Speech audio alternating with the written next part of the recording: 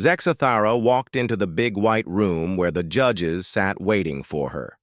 Her blue skin showed many scars from the war that ended 3 years ago. 4 eyes looked around the room filled with beings from different worlds who had come to hear her story. She moved slowly because her left leg still hurt from the battle wounds that never healed right. The room became very quiet when she sat down in the chair made for her kind. Zexathara was tall like all Velthari people, almost twice the height of most other beings in the room. Her hands shook a little as she placed them on the table in front of her. The judges from different planets watched her with curious eyes. They had heard stories about what happened during the war with humans, but they wanted to hear it from someone who was there. Judge Corval from the water world of Aquanos spoke first. His voice was soft and calm like all his people. Zexathara, of the Velthari Empire, you have asked to speak before this tribunal about the war with the human species. Please tell us why you are here. Zexathara took a deep breath and looked at each judge before she spoke. I am here because someone must tell the truth about what humans really are. My people thought we knew about war. We thought we were the best fighters in the galaxy. We were wrong about everything. She paused and touched one of the deep scars on her arm. For 2,000 years, the Velthari were the strongest military force in known space. No one could beat us in battle. We were bigger, stronger, and smarter than every enemy we faced. Our weapons were better. Our ships were faster. Our tactics were perfect. Until we met the humans. The judges listened carefully as Zexathara continued her story. The first time we fought humans was on a small mining world called Haven Colony. My commander thought it would be easy. The humans had only a few hundred soldiers there. We had 5,000 warriors with the best equipment our empire could make. We thought we would win in a few days. Her voice became quieter as she remembered that first battle. Captain Jake Morrison was the human commander on Haven Colony. He was not very tall, maybe half my height. He looked weak like all humans do. When we demanded that he surrender his forces, he just smiled at us. That smile should have warned us about what was coming. Zexathara shifted in her chair and winced from the pain in her old wounds. The battle for Haven Colony was supposed to last 3 days. It lasted 6 months. 6 months of fighting against an enemy that should have been crushed in hours. The humans did things that made no sense. They would attack our strongest positions with their weakest soldiers. They would retreat when they were winning and advance when they were losing. She looked directly at Judge Corval as she spoke. But the worst part was not their tactics. The worst part was how they fought. Velthari warriors fight with honor and follow rules that have existed for thousands of years. Humans do not care about honor. They do not follow any rules. They fight like wild animals, but with the intelligence of advanced beings. The room was completely silent now, except for the soft humming of the air systems. Zexathara continued speaking, in her low voice. Captain Morrison would send single soldiers to attack our camps at night. These soldiers knew they would die, but they did it anyway. They would sneak into our positions and destroy our equipment before we killed them.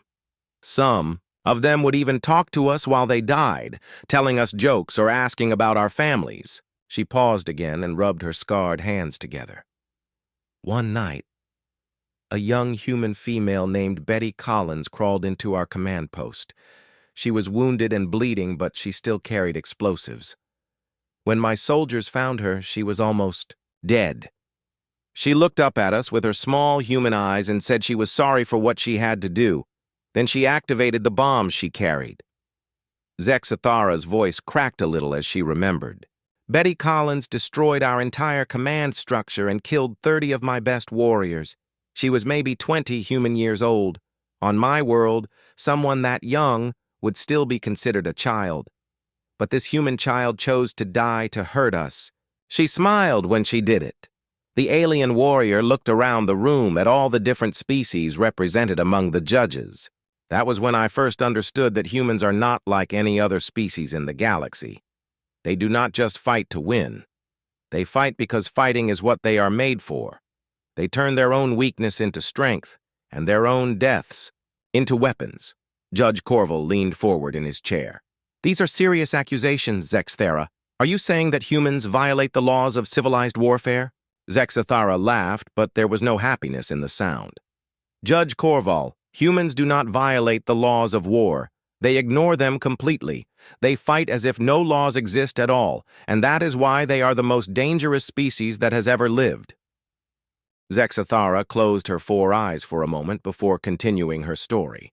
When she opened them again, the judges could see something that looked like fear deep inside them. The worst fighting happened at a place called Blackwater Station. It was a supply depot that we needed to control. The station sat on top of a big hill and had thick walls all around it. My commanders thought it would be easy to take. She moved uncomfortably in her chair as painful memories came back to her.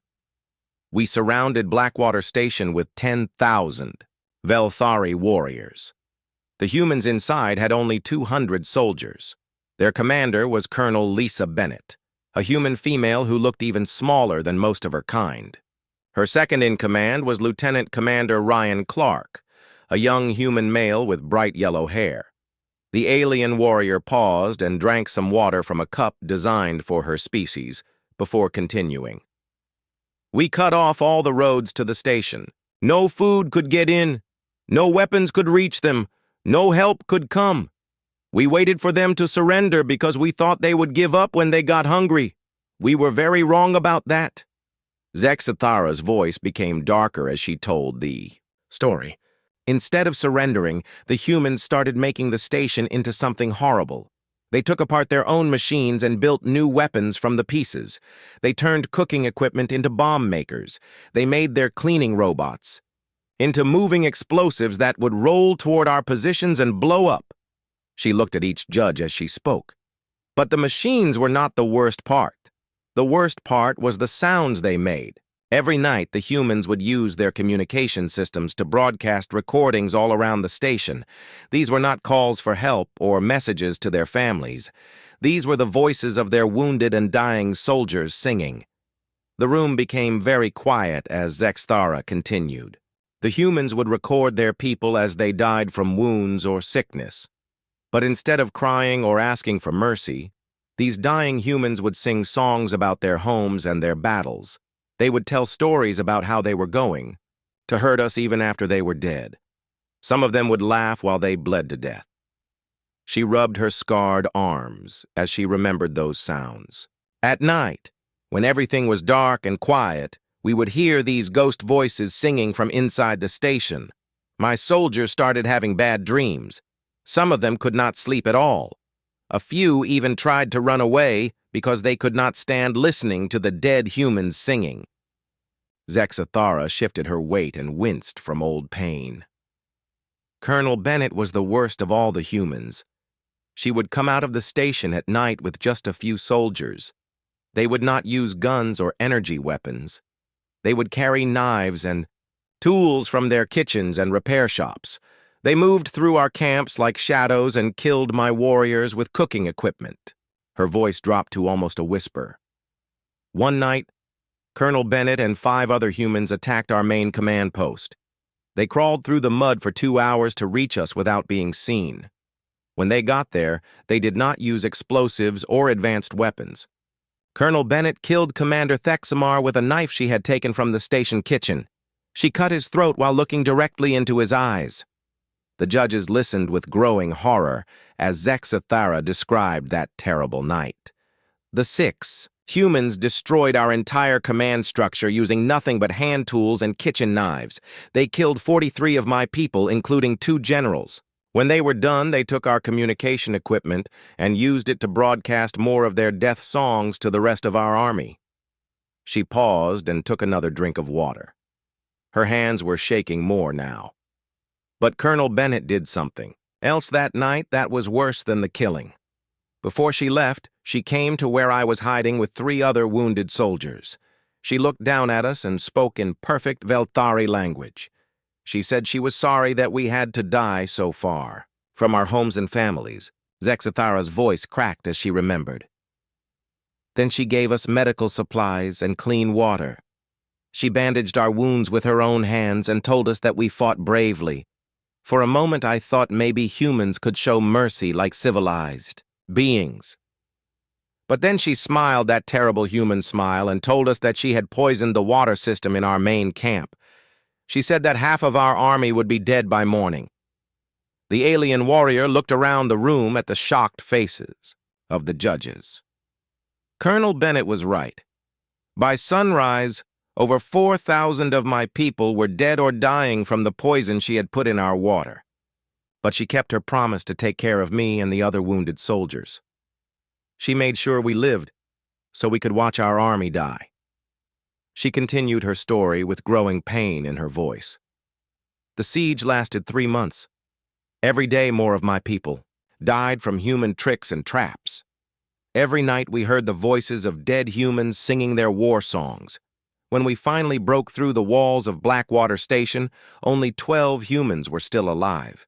12 humans had held off 10,000 Velthari warriors for 3 months.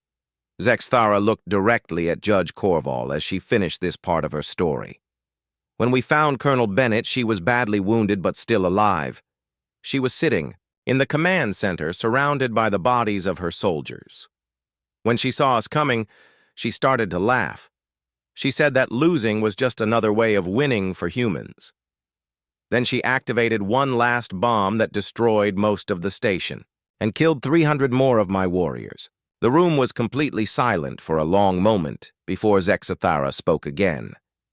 That was when I learned that humans do not fight wars to win territory or resources. They fight wars to change their enemies forever. After Blackwater Station, my people were never the same. We had learned to fear an enemy that could turn death itself into a weapon. Zexathara took a long breath before starting the next part of her story. The scars on her face seemed to grow darker as she remembered more painful memories. After Blackwater Station, we thought we understood how humans fought. We were wrong, again. The real horror began when we attacked the city called New Geneva on their colony world of Terra Nova. She looked at the judges with her 4 eyes showing deep sadness. New Geneva was a big city with millions of human civilians living there. We thought that humans would follow the rules of war and not use their own people as weapons. We thought they would try to protect their families and children. We did not understand that humans see no difference between soldiers and civilians when they are fighting for their lives. The alien warrior shifted in her chair and continued speaking. The human commander in New Geneva was General Patricia Kane. She was an old human female with gray hair and kind eyes. When we first saw her on the communication screens, she looked like someone's grandmother. She spoke softly and seemed very peaceful. My commanders thought she would be easy to defeat. Zexathara's voice became harder as she remembered. General Kane turned the entire city into a weapon against us. Every building became a fortress. Every street became a trap. Every sewer tunnel became a pathway for human soldiers to attack us from below. The humans did not just defend their city, they made their city defend itself. She paused and rubbed her scarred hands together nervously. The worst fighting happened in the underground tunnels beneath the city. Humans had built a system of trains that moved people around under the ground. We thought these tunnels would be easy to control because they had limited ways in and out. We sent 5,000 warriors down there to secure the underground. The judges listened carefully as Zexathara described what happened next. The human soldiers in the tunnels were led by Sergeant Danny Walsh. He was a short human male with dark skin and bright white teeth. He smiled all the time, even when he was killing my people. Sergeant Walsh and his soldiers had been living in those tunnels for months before we arrived. Her voice dropped to a whisper as she continued. The humans had changed the tunnel system completely. They had blocked some passages and opened new ones. They had moved their supplies and weapons through routes that we could not find or follow. They knew every inch of that underground world, and they used it to hunt us like animals. Zexathara looked directly at Judge Corval as she spoke. My warriors would enter the tunnels in groups of 50 or 100. Maybe 10 would come back alive. The humans would attack from the darkness and disappear before we could fight back. They would use the trains themselves as weapons, sending empty cars full of explosives crashing into our positions. She continued with growing horror in her voice. But Sergeant Walsh did something worse than just killing my soldiers. He would capture some of them alive and keep them in the tunnels. Then he would use their voices to call for help over our communication systems. When rescue teams went down to save them, they would find traps and more humans waiting to kill them. HFY. Alien warrior paused and drank more water before continuing her terrible story. The humans also used their own people as weapons in ways that still give me nightmares.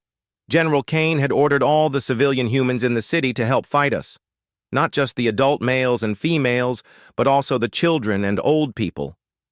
Zexathara's voice cracked as she remembered. Human children as young as 10 years old would walk up to our soldiers carrying packages. These children would smile and act friendly, speaking our language and offering us food or water. When my warriors got close to them, the children would activate bombs hidden in their packages. They would kill themselves to hurt us.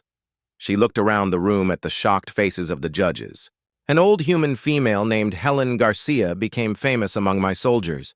She was maybe 70 human years old and looked very weak and harmless.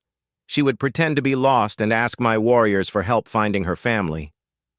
When they tried to help her, she would lead them into buildings that were rigged to explode.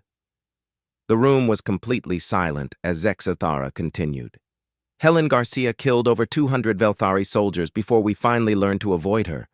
But even after we knew who she was, some of my people still could not bring themselves to hurt an old human female who seemed so helpless. She used our own sense of honor against us. Zexathara shifted uncomfortably as she remembered more painful details. The worst part about the fighting in New Geneva was Major Carol Stevens. She was the human expert in making things explode. Major Stevens had spent months before our arrival placing bombs all through the city. Not just in military buildings, but in schools and hospitals and homes where civilian humans lived.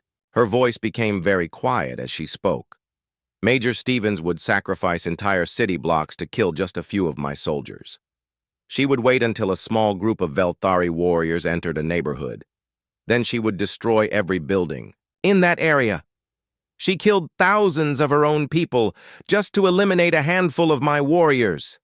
The alien warrior looked at each judge before continuing. But Major Stevens did not just use the explosives as weapons. She used them to control our minds. My soldiers never knew when the ground under their feet might explode. They never knew if the building they were entering would collapse on top of them. She made us afraid of everything in the city. Zexathara's voice grew stronger as she finished this part of her story. The fighting in New Geneva lasted 8 months. When it was over, most of the city was destroyed and millions of humans were dead. But we lost over 20,000 Velthari warriors trying to control one human city. The humans had turned their own home into a graveyard for both our peoples. She looked directly at Judge Corville as she concluded. That was when I learned that humans will destroy everything they love if it means hurting their enemies. They do not fight to protect their cities or their families. They fight to make sure that if they die, their enemies die with them. They are willing to burn down their own world just to watch their enemies burn too. Zexathara's voice became even more troubled as she prepared to tell the next part of her story. She touched one of the scars on her neck and looked at the judges with something that might have been shame in her 4 eyes.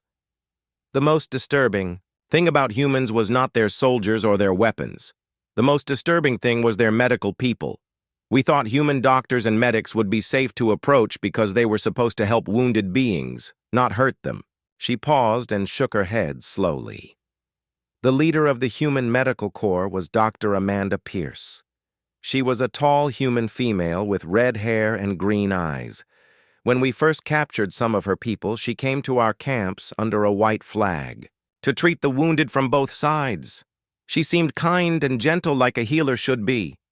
The alien warrior's voice became darker as she continued. Dr. Pierce would set up her medical stations close to the fighting. She said she wanted to help anyone who was hurt, whether they were human or Velthari. My commanders thought this was a sign that humans could be civilized. They let her work in our camps and treat our wounded soldiers. Zexathara looked directly at Judge Corval as she spoke. But Dr. Pierce was not just healing people. While she bandaged our wounds and gave us medicine, she was also asking questions. She wanted to know about our families back home. She asked about our fears and our dreams. She learned about our military plans and our weak points. She shifted uncomfortably in her chair before continuing. Dr. Pierce was very good at making my people trust her.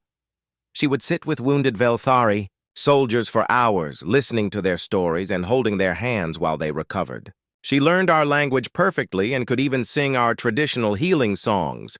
My warriors started to think of her as a friend. The judges listened with growing concern as Zexathara explained what happened next. After a few weeks, some of my soldiers who had been treated by Dr. Pierce started acting strangely.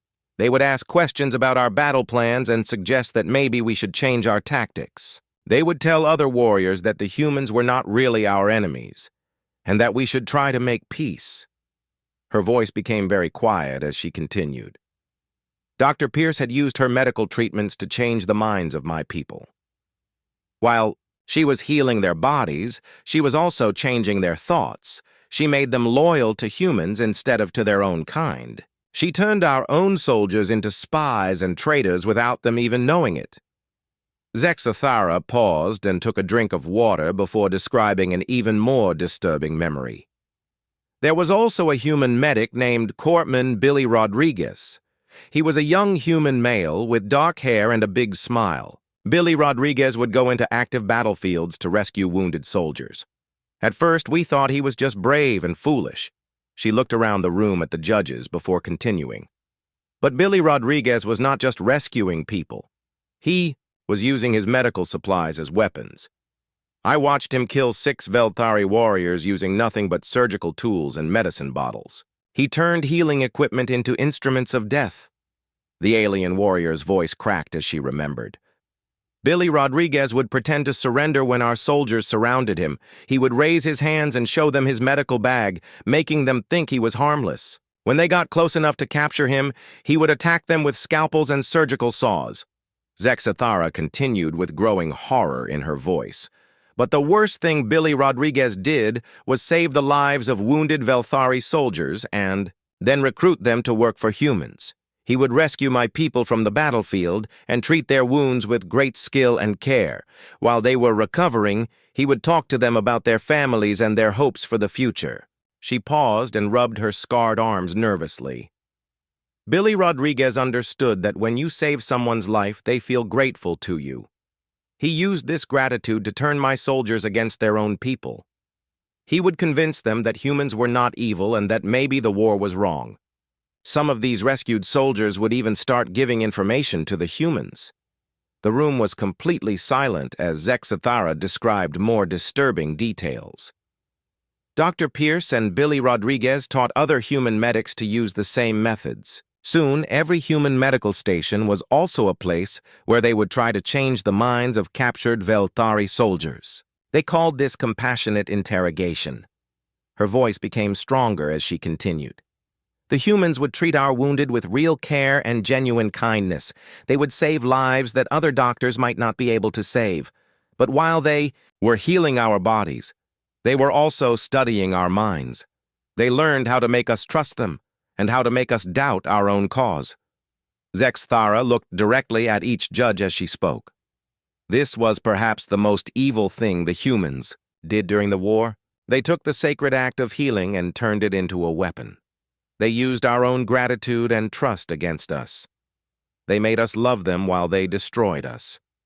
She paused and touched the scar on her neck again. I know this because it happened to me. When I was badly wounded during the Battle of New Geneva, Billy Rodriguez found me bleeding in the ruins of a collapsed building. He could have left me there to die, but instead he spent 6 hours digging me out of the rubble. The alien warrior's voice became very soft as she continued. Billy Rodriguez carried me to safety and treated my wounds with his own hands. He stayed with me for 3 days while I recovered, giving me food and water and making sure I was comfortable. He told me stories about his family and asked about mine. For those 3 days, I forgot that he was supposed to be my enemy. Zexthera looked at the judges with sad eyes. When Billy Rodriguez finally released me back to my own people, I found myself thinking about the things he had said. I started to wonder if the war was really necessary. I began to question orders from my commanders. Even now, years later, I still remember his kindness and sometimes wonder if he was right about humans not being evil. She concluded this part of her story with a trembling voice. That is the true horror of human medical people. They can make you love them while they destroy everything you believe in. They can save your life and steal your soul at the same time. They turn healing into a weapon more dangerous than any bomb or gun. Zexthara's whole body seemed to tense as she prepared to tell about the final battle that ended the war. Her 4 eyes looked into the distance, as if she was seeing those terrible events happen again right in front of her. The Battle of Terra. Nova was supposed to be our greatest victory. Supreme Commander Klaxthu had assembled the largest Velthari fleet in our history. We had over 50,000 warships and 2 million warriors ready to destroy the human homeworld. She paused and touched several scars on her arms before continuing. The human space force was almost completely destroyed by then. They had maybe 5,000 ships left, most of them damaged from earlier battles. Their commander was Admiral Henry Parker, an old human male with white hair and tired eyes. We thought the battle would be over in a few hours. The alien warriors. Voice became darker as she remembered. But when our fleet arrived at Terra Nova, we found that the humans had been preparing for us in ways we never expected. They had spent months getting ready, not just building defenses, but creating psychological weapons that would break our minds before the fighting even started. Zexthara looked at each judge as she spoke. The first thing that happened was the broadcasts. As soon as our ships entered the Terra Nova system, we started receiving personal messages on our communication systems. These were not general war propaganda or threats. These were individual messages for specific Velthari soldiers. Her voice became very quiet as she continued. A warrior named Thexdal received a message that included pictures of his family. Back on our home world, the humans somehow knew the names of his children and told him detailed stories about their daily lives. They described what his wife had eaten for breakfast that morning and what games his children had played the day before. The room was completely silent as Zexthara described more of these disturbing messages. Another soldier named Velmar got a recording that sounded exactly like his dead mother's voice. The message was his mother singing a lullaby she used to sing to him when he was a child. But mixed into the song were warnings about how he was going to die in the coming battle. She shifted uncomfortably in her chair before continuing. The humans had somehow learned intimate details about thousands of Velthari warriors. They knew our personal histories, our family relationships, our fears and hopes. They used this information to send each of us messages that would hurt us in the deepest possible way. Zexthara's voice cracked as she remembered her own experience. I received a message that contained a recording of my brother's voice. My brother had been killed in an earlier battle, but the humans had somehow captured his last words before he died. They played his voice, telling me that he was disappointed in me for continuing to fight. The voice sounded exactly like him. The alien warrior paused and took a long drink of water before describing the actual fighting. When the battle began, we expected the humans to try to defend their planet from a distance. Instead, they attacked our fleet directly with tactics. That made no sense from a military perspective. She looked at the judges with something like awe in her eyes. Commander Kate Murphy led the human fighter squadrons in suicide attacks against our largest ships. But these were not simple ramming attacks. The human pilots would use their small ships to guide much larger explosive devices into our vessels. They turned themselves into targeting systems for planet-killing weapons. Zexathera's voice became stronger as she continued. The human pilots fought like they were already dead. They took risks that no sane being would take because they had no intention of surviving the battle. This gave them a freedom in combat that we could not match. We were fighting to stay alive, but they were fighting to die in the most destructive way possible. She paused and rubbed her scarred hands together nervously. But the most horrible moment came when Admiral Parker himself joined the fighting. His flagship had been badly damaged and most of his crew was dead. Instead of retreating or surrendering, he piloted the ship directly toward our command vessel where Supreme Commander Claxthu was directing the battle. The alien warrior's voice dropped to a whisper as she remembered. We thought Admiral Parker was simply making a desperate ramming attack. Our gunners shot at his ship and damaged it even more, but he kept coming toward us. When he finally crashed into our flagship, we expected a normal explosion that would damage both ships. Zexathera looked directly at Judge Corval as she continued. But Admiral Parker had filled his ship with something much worse than explosives. He had loaded it with thousands of recordings of human combat experiences, psychological warfare materials, and mental conditioning programs. When his ship crashed into ours, all of this information was transmitted directly into our communication and computer systems. Her voice became very quiet as she described what happened next. Every Velthari warrior in the fleet suddenly started hearing voices in their heads. The voices were recordings of humans describing how they were going to kill us, mixed with sounds of human laughter and singing. The recordings played directly through our helmet communication systems, and we could not turn them off. The room was completely silent as Zexathera continued her terrible story. The psychological attack spread through our entire fleet like a disease. Warriors who had fought bravely for years suddenly became paralyzed with fear. Some of them started screaming and could not stop.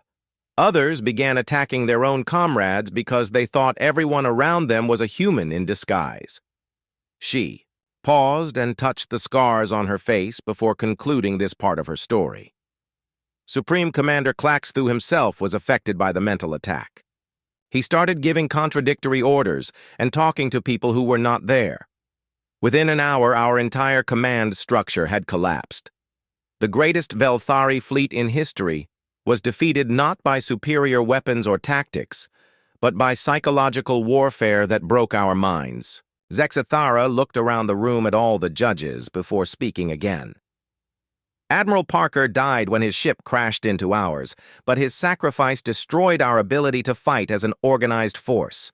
The humans had turned their own death into a weapon that could break the minds of an entire army.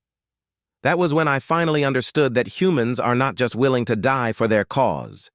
They are willing to die in ways that will haunt their enemies forever.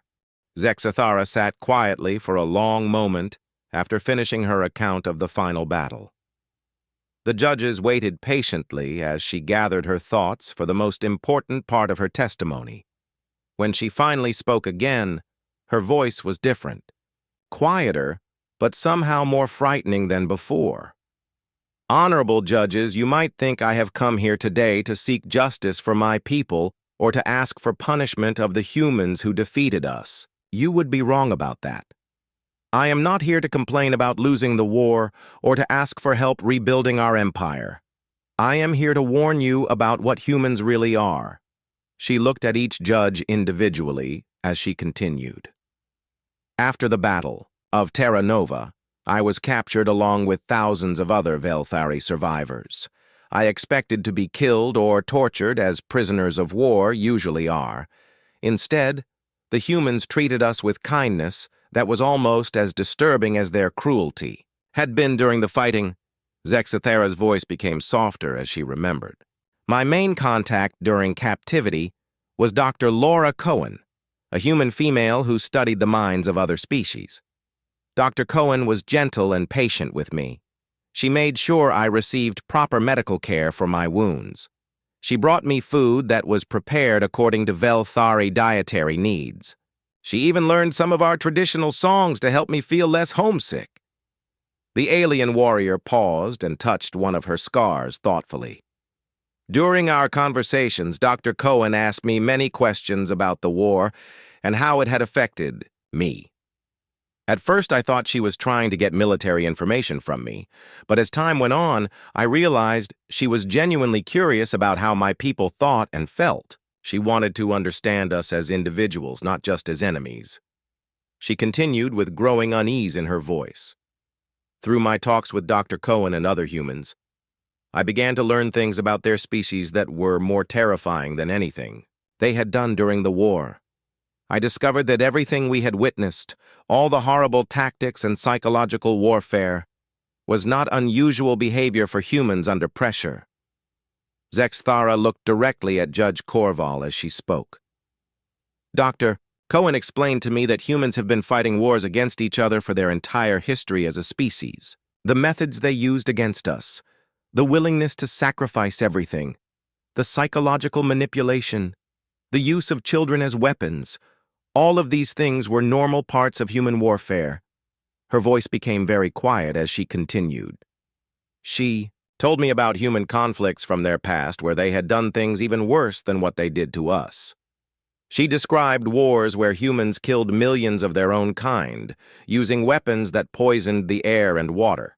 She talked about battles where human soldiers would fight for months in conditions that would kill most other species in days. The room was completely silent as Zexthara revealed her most disturbing discovery. What I learned from Dr. Cohen and the other humans was that they had not become monsters during the war with us. They had simply revealed what they had always been underneath their peaceful appearance. Every human, from the children who carried bombs to the medics who weaponized compassion, had acted according to their species' basic nature. She paused and drank some water before continuing her revelation. Humans are a species that evolved by fighting constantly against their own environment, against other animals, and against each other. They survived by being more violent, more adaptable, and more willing to sacrifice everything than any other species on their world. War is not something humans do, it is something humans are. Zexthara's voice became stronger as she continued. The humans won the war against us not because they had better technology or more soldiers. They won because they were willing to embrace aspects of warfare that other species cannot even understand.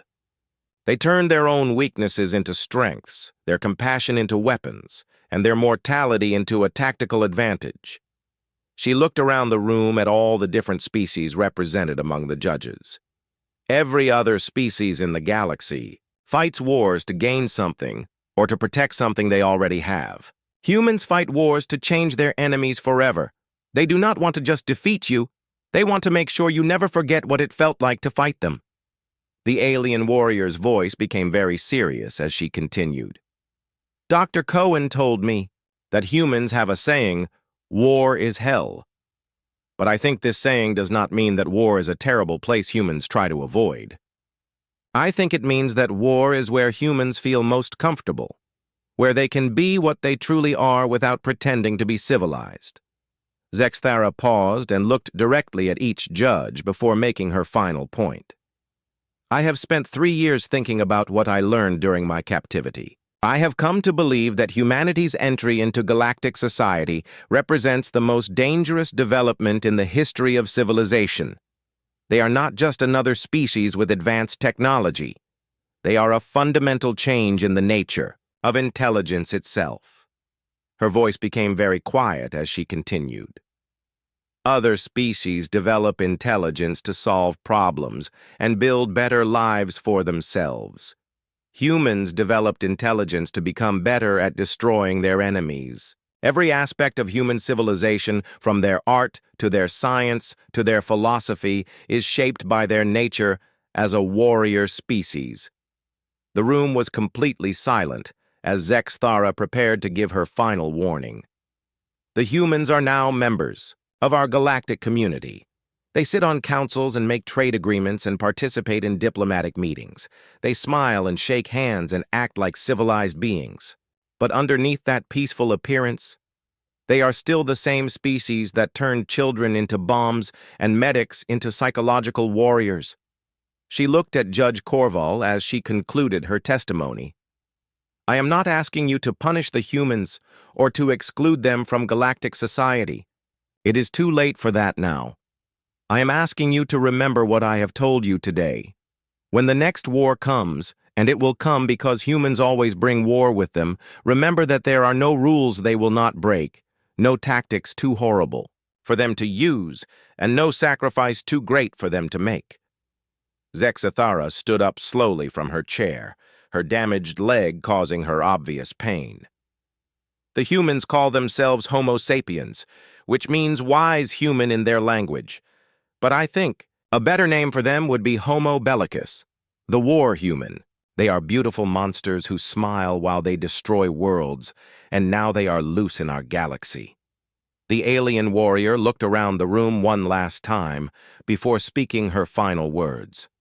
We are no longer the apex predators in our own galaxy. That position now belongs to a species that sees war not as a last resort, but as an art form. May whatever gods you believe in have mercy on us all.